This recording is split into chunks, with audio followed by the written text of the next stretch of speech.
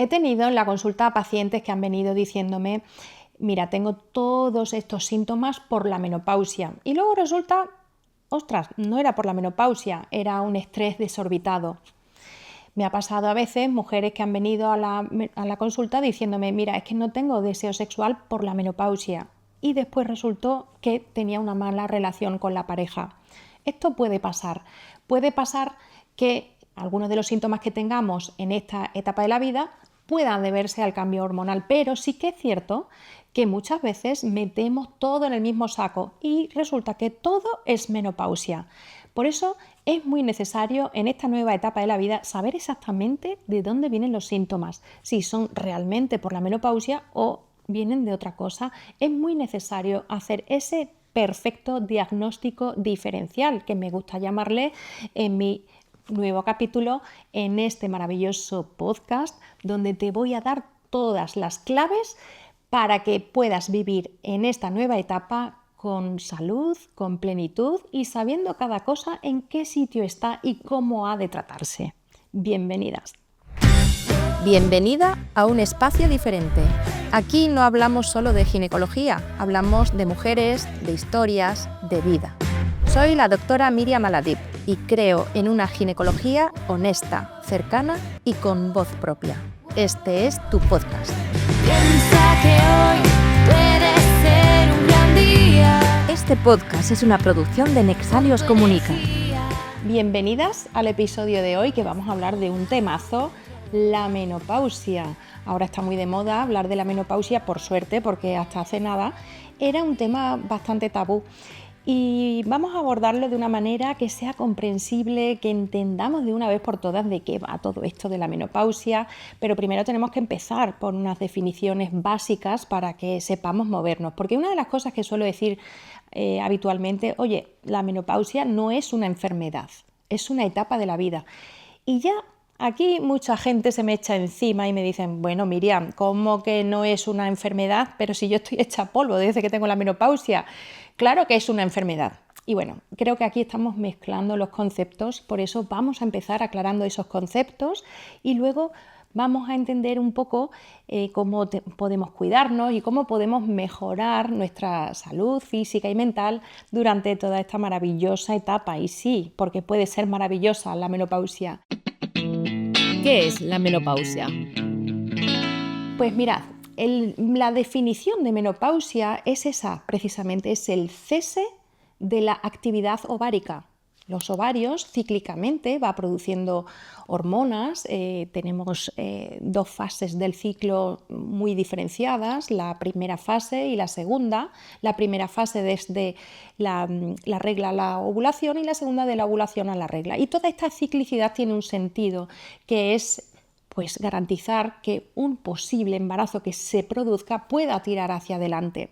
El cuerpo se comporta en esta segunda fase del ciclo, desde la ovulación a la regla, como si ya hubiera un embarazo ahí. ¿Por qué? Porque hay una maravillosa hormona que es la progesterona, que su nombre no es casual, progesterona, progestación, y esta hormona lo que hace es bajar la vigilancia inmunológica para que no ataquemos a ese posible embarazo por si se ha producido, ¿no? En el sistema GABA, en el cerebro, lo que hace es activarlo. Este sistema GABA lo que hace es que estemos más tranquilas, más zen, más calmadas, todo lo contrario a esa irritabilidad premenstrual. Cuando estamos así es porque nos falta progesterona. Y bueno, y una serie de cambios en todo el organismo para garantizar ese posible embarazo cada mes. Pero claro, cuando llegamos a la menopausia, ¿qué necesidad tenemos de estar haciendo todo este ciclo? Bien, el cese de la actividad ovárica es la menopausia. Y todos esos síntomas, sofocos, irritabilidad, insomnio, sequedad vaginal, todo eso que puede venir con la menopausia y también con la perimenopausia, a eso le llamamos síndrome climatérico. Pero, ¿qué es el síndrome climatérico? El síndrome climatérico es un abanico muy amplio de posibilidades, desde mujeres que prácticamente ni se enteran, se les ha retirado la regla y ni se enteran, no tienen síntomas, hasta mujeres con una calidad de vida horrible, con un síndrome climatérico que les impide hacer vida normal, ¿vale? Dentro de todo este abanico hay todas las posibilidades y, por supuesto, no te puedes conformar con el malestar. Para eso estamos, para ayudar en cuanto, oye, tengo que ir a la ginecóloga porque tenga la menopausia. Bueno, pues probablemente necesites venir para ver todos esos síntomas que podemos evitar, ¿no? Podemos mejorar tu calidad de vida, y también aprovechamos para ver si tienes algún factor de riesgo para alguna patología, ¿vale? Porque sí que es cierto que hay mujeres que van a tener más predisposición a patologías cardiovascular, osteoporosis. Bueno, todo esto se valora en una consulta. Es como si tuviéramos dos pilares en la consulta: el pilar calidad de vida y luego el pilar factores de riesgo que quizás tengamos que tratar en esta etapa. Esos dos son las dos patas, digamos, que miramos en una consulta. ¿Cuándo empieza realmente la menopausia? Siguiendo con las definiciones, ¿cuándo consideramos, oye, sí, esto ya es menopausia? Pues fijaos, hasta que no pasa un año sin la regla, no consideramos que ha llegado la menopausia. Por eso es un diagnóstico que tarda en llegar. Es como después, ¿no? Empezamos con los síntomas en la perimenopausia, podemos tener síndrome climatérico incluso, podemos ver cómo la regla se atrasa o se adelanta, se empieza a desregular todo. Y claro, toda esa fase, hasta que llega ya tu última regla, todo eso le llamamos perimenopausia. En la perimenopausia puede haber ya síndrome climatérico y además suele haber un agravamiento del síndrome premenstrual, porque precisamente en la perimenopausia el ovario, cuando funciona de manera errática, va produciendo como puede esos picos de estrógenos, los estrógenos son los que predominan en la primera fase del ciclo. Sin embargo, esa segunda fase del ciclo de progesterona, pues digamos que le empieza a costar más trabajo. Entonces empiezan a mezclarse síndrome climatérico con síndrome premenstrual y es un auténtico caos. Esta es la perimenopausia.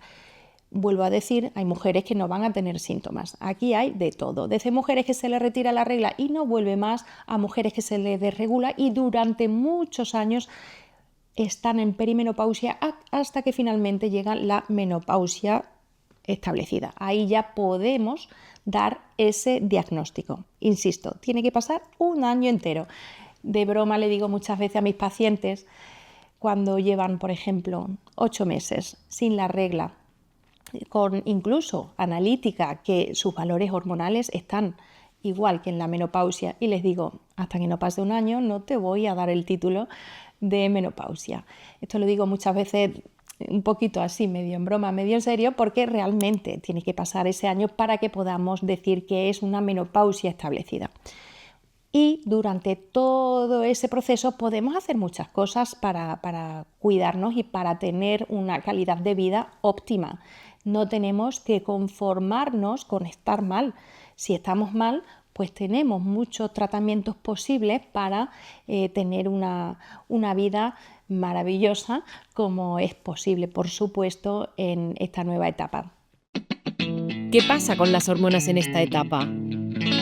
Si ahora resulta que no tenemos esa ciclicidad hormonal, como hemos dicho antes, esa segunda fase del ciclo, hacemos, digamos, como una montañita de progesterona importante, y la primera fase del ciclo es como si hiciéramos sobre todo una montañita de estrógenos que van contrarrestándose uno al otro. Los estrógenos suben, vigilancia inmunológica, progesterona a la baja para no atacar al embarazo. Los estrógenos en la primera fase del ciclo son activadores en el cerebro, la progesterona baja esa actividad, por eso tiene ese efecto ansiolítico, nos hace estar más tranquilas. Bueno, todo esto va cambiando, los estrógenos promueven más el anabolismo y la progesterona más el catabolismo para que haya nutrientes en la sangre, para que ese embarazo posible pueda seguir para adelante. Por eso hay muchas mujeres que incluso aumentan la necesidad de comer, incluso comer dulce. ¿Para qué? Pues para alimentar a ese posible embarazo cada mes. Y así vamos cíclicamente. Cuando anulamos esta ciclicidad, ¿qué pasa aquí? Bien, esa ciclicidad no la necesitamos porque ya no vamos a embarazarnos, ¿no?, en esta etapa.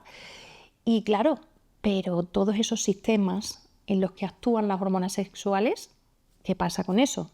Porque claro, hemos dicho que los estrógenos y la progesterona van a actuar en el sistema nervioso, en el sistema inmunológico, cardiovascular, en el metabolismo, en todos nuestros sistemas. ¿Y quién coge las riendas de todos esos sistemas ahora si no producimos estas hormonas? Pues bien, aquí vienen los andrógenos, que por supuesto están en toda nuestra vida los andrógenos.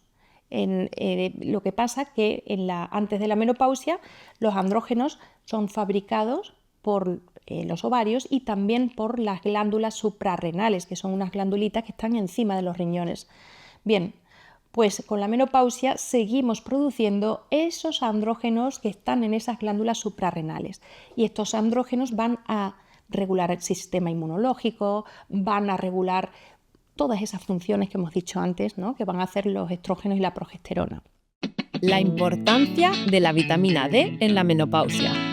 Y también aquí adquiere una gran relevancia la vitamina D. Esto siempre lo aviso a todas las mujeres. No entréis en la menopausia con un déficit de vitamina D, porque la vitamina D va a regular también todos estos mismos sistemas. El sistema inmunológico, cardiovascular, el cerebro, todo. Entonces, fijaos hasta qué punto que hay autores que prefieren llamarle a la vitamina D, oye, esto no es una vitamina, esto es una hormona. ¿Y por qué hay quienes dicen que deberíamos llamar a la vitamina D hormonas? Pues fijaos, cuando la vitamina D la sintetizamos en nuestro cuerpo, viene de la misma molécula que todas las hormonas sexuales. Andrógeno, estrógeno, progesterona, todo viene del colesterol. Pues bien, la vitamina D cuando la sintetizamos también viene del colesterol. Cuando da la radiación solar en nuestra piel, transformamos ese colesterol a esta vitamina. Y al igual que el resto de las hormonas sexuales, va a ir a toda la regulación de todos esos sistemas que hemos mencionado. Entonces, cuando entramos en la menopausia, la vitamina D, por supuesto, es importantísima en toda nuestra vida, pero adquiere una relevancia todavía mayor cuando entramos en esta etapa.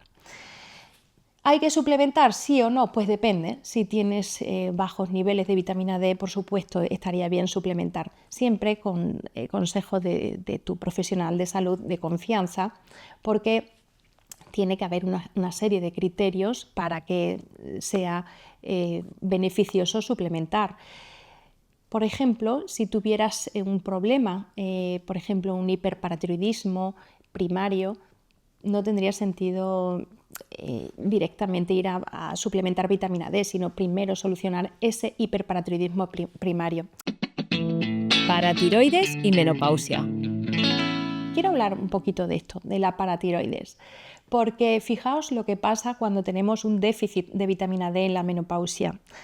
La vitamina D, entre todas las funciones que tiene en el organismo, que son todas estas que hemos hablado, que hacen las mismas hormonas sexuales, entre todas ellas también está la absorción del calcio en el intestino. La vitamina D va al intestino y hace que el calcio pase a la sangre. Y fijaos, si tenemos una vitamina D muy baja, posiblemente para mantener esos niveles de calcio en sangre, vamos a tener que tirar de una hormona que se llama paratormona y viene de la paratiroides. Esta paratormona saca el calcio ¿de dónde? Pues del hueso. Por lo tanto, si yo tengo un déficit de vitamina D y empiezo a hacer un hiperparatiroidismo secundario a este déficit, ¿vale? La paratormona me sube porque, claro, tengo que sacar el calcio de algún sitio. Imaginaos, esto va a fomentar esa desmineralización ósea. Vamos a sacar el calcio del hueso. Por eso es muy importante tener estos niveles de vitamina D, entre otras cosas, para evitar este hiperparatiroidismo secundario al déficit de vitamina D. Pero es que es más, este hiperparatiroidismo secundario al déficit de vitamina D puede dar un montón de síntomas más, entre ellos pues cansancio, debilidad, muchos síntomas que podemos achacarlos a la menopausia erróneamente, ¿vale? Es decir, la menopausia ha hecho una serie de cambios en los cuales es necesario tener buenos niveles de vitamina D, pero claro, si tengo un déficit y hago un hiperparatiroidismo secundario, obviamente tengo un problema que ha surgido en la menopausia, pero esto no se arregla, digamos, con la terapia hormonal de la menopausia. Esto se arregla normalizando los niveles de vitamina D. Esto es aplicable para todo. Hay menopausias que van a necesitar tratamiento médico, otras no van a necesitar nada. Y lo que sí van a necesitar todas, absolutamente todas, es pues quitar todos esos tabúes, entender cómo es esta etapa y, por supuesto, muchísimas cosas que podemos añadir para cuidarnos y entrar en esta etapa de la vida como una diva. No puede ser de otra manera. Queda mucho por hacer, mucho por descubrir. Puede ser una maravillosa etapa de estabilización de las emociones, de sabiduría, de plenitud. Todo esto también es la menopausia, no solo malestar y todo eso que se suele hablar, ¿no? Recomendaciones para esta etapa. Si tienes malestar, no lo normalices. Cuida tus hábitos. Vamos a dar una serie de recomendaciones que pueden servir para todo el mundo y esas recomendaciones son pues comer sano, evidentemente, evitando alimentos procesados, evitando azúcares. No pasa nada si un día te lo saltas todo y ese día has comido mal, tampoco vamos a pretender hacer una vida monacal, ¿no? Como mucha gente piensa, ala, ya no puedo pasarme ni un milímetro de esto ni del otro. No, el cuerpo está preparado para que un día te lo saltes todo y no pasa absolutamente nada.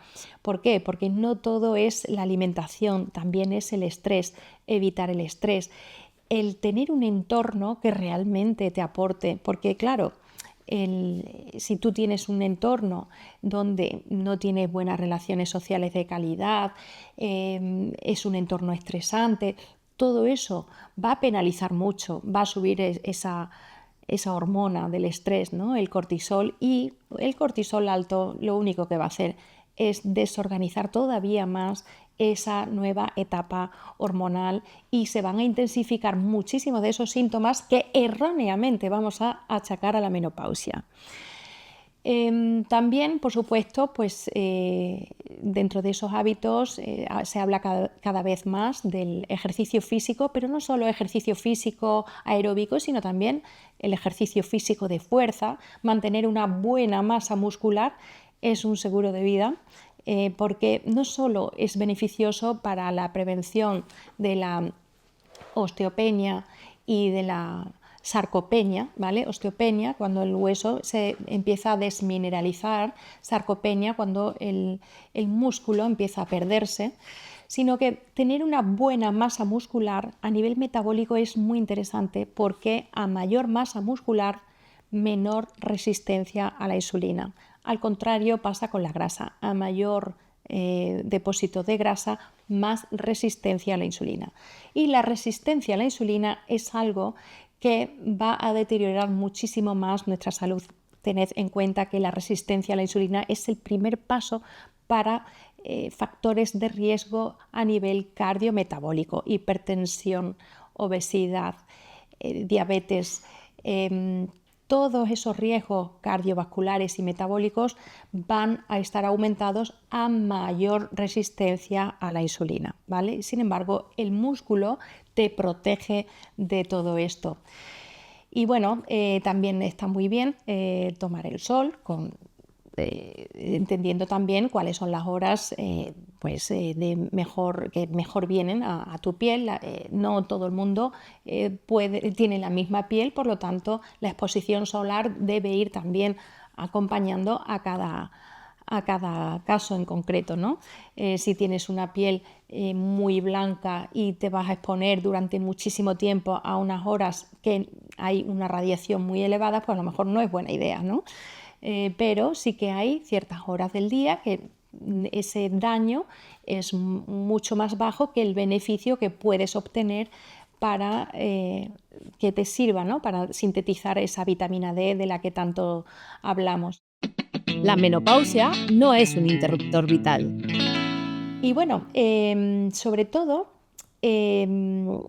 no acomplejarse, que eso también es algo que deteriora mucho la calidad de vida. Muchas mujeres comienzan esta etapa y empiezan a salir de su imaginario un montón de mitos en relación a esta etapa. Esto significa que me hago vieja, esto significa el ocaso, la feminidad y muchas cosas más que nos hacen daño. Ojo, esto no es un interruptor, la menopausia no es un interruptor que tú das y te conviertes en vieja de un día para otro, sin menospreciar la palabra vieja, obviamente, ¿vale? Pero es lo mismo que la primera regla no es un interruptor que te convierte de un día para otro en mujer. Tú eres una niña, te baja tu primera regla, eres una niña con la regla. Tú eres una mujer adulta, tienes la última regla, eres una mujer adulta con la menopausia. ¿Me explico? No es un interruptor de blanco-negro toda la vida, es un proceso que no es absolutamente lineal tipo interruptor, ¿no? Esto también hay que tenerlo en cuenta porque si pensamos en la menopausia como un interruptor que nos va a llevar a esas ideas, ¿no?, preconcebidas de ocaso de la feminidad, de un día para otro cambia toda mi vida, pues obviamente esas ideas nos van a hacer daño y además generar muchos complejos que van a hacer que a lo mejor cuando tenga algún síntoma pues no voy a consultarlo porque primero me lo estoy negando a mí misma. ¿Cómo me puede pasar esto? Eso no nos ayuda, ¿vale? Y bien, me gustaría hablar capítulo aparte en el podcast del club. Quiero hablar un poco más sobre toda la parte sexual de la menopausia, que esto en sí mismo merece un capítulo aparte, porque también la sexualidad hay que entenderla también en todas las etapas de nuestra vida, incluida la menopausia, por supuesto. Pues aquí os dejo una pequeña píldora del maravilloso día que hemos pasado Sonia y yo hablando de todo lo que puede aportar la fisioterapia del suelo pélvico y la sexología en la menopausia. Piensa que hoy puede ser un gran día. Nosotros como fisio tenemos muchas técnicas para trabajar esa modulación y la verdad que responde muy bien. Hay técnicas un poco más invasivas y otras técnicas que yo además se lo explico a la paciente el primer día y no les cuadra mucho porque les digo, le voy a tratar en el pie, unas corrientes en el pie y tal, y se quedan un poco así como, pero yo vengo para otra cosa, el pie... Y entonces claro, son técnicas que muchas veces... El nervio tibial posterior, efectivamente. ¿no?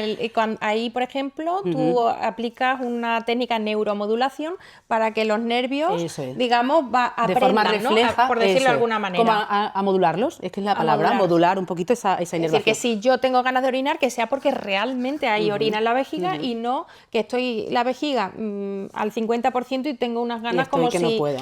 Lo que tenemos que tener claro es que mantener relaciones sexuales con un lubricante con anestésico no es la solución.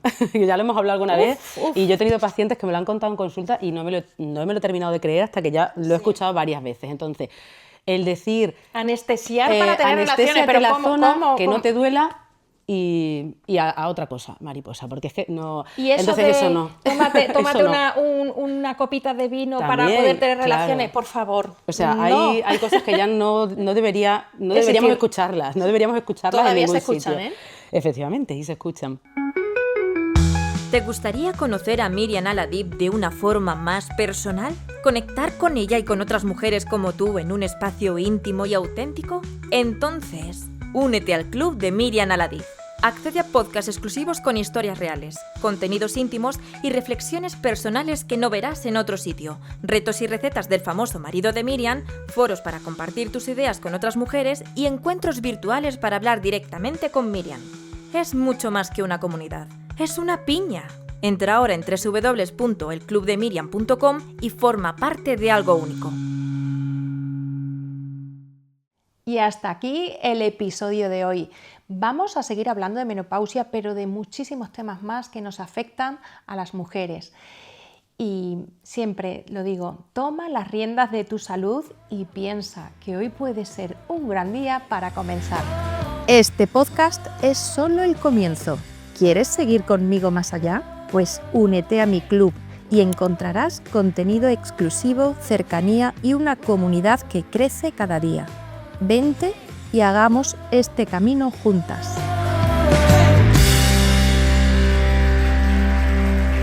Gracias. Esto es el podcast de Miriam Aladib. Lo encontrarás en YouTube y en las principales plataformas de podcasting. Este podcast es una producción de Nexalios Comunica.